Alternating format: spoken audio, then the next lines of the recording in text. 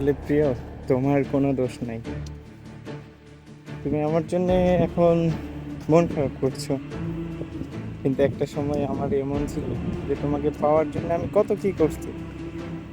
তারপরেও তোমার কাছে আমি সেই কথাটাই শুনছি যে কথাটা আমি কোনোদিন এক্সপেক্ট করিনি। আমি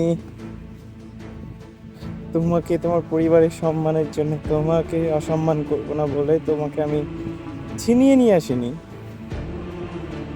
এটা আমার জীবনের সবচেয়ে স্যাক্রিফাইস ছিল, কিন্তু তুমি একটা মুহূর্তে এসে বলেই দিলে যে আগে মেয়ের বাবা হন, তারপরে মেয়ের ব্যথা বুঝুন। কথাটা এতটা বাজেভাবে আঘাত করছিল যে বলার মতো না। তারপরে অনেক সময় কাটছে, অনেক কিছু ঘটছে, আমাদের মধ্যে অনেক ভালোবাসা হচ্ছে। তুমি খারাপ না, তুমি অসম্ভব সুন্দর, অসম্ভব মায়াবতী, কিন্তু মাঝে মধ্যে এমন এমন কথা বলেছো না যেগুলো আমার ভিতরে একবারে চুরে শেষ করে দিছে।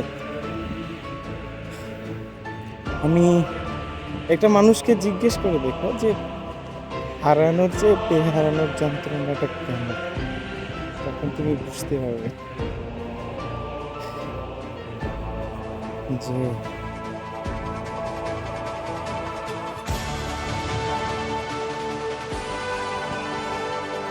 আমিটা আমি কিভাবে সহ্য করছি।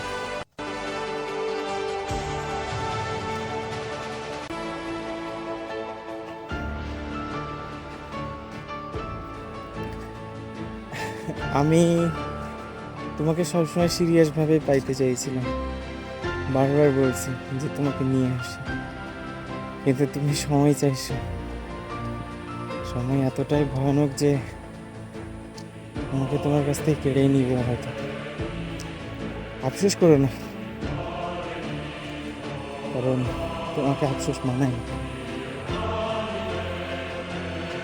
তুমি দেখতে সুন্দর আছো, মেধা দিছে আল্লাহ রহমতে, ভালো একটা ক্যারিয়ার, তুমি ক্যারিয়ার গঠন করো। আমি যে কয়দিন আছি ওইভাবেই কাটাই। আমার কষ্ট হয় তোমাকে ছাড়া, তোমার সাথে কথা বলে। আমি অনলাইনে যাই না আর।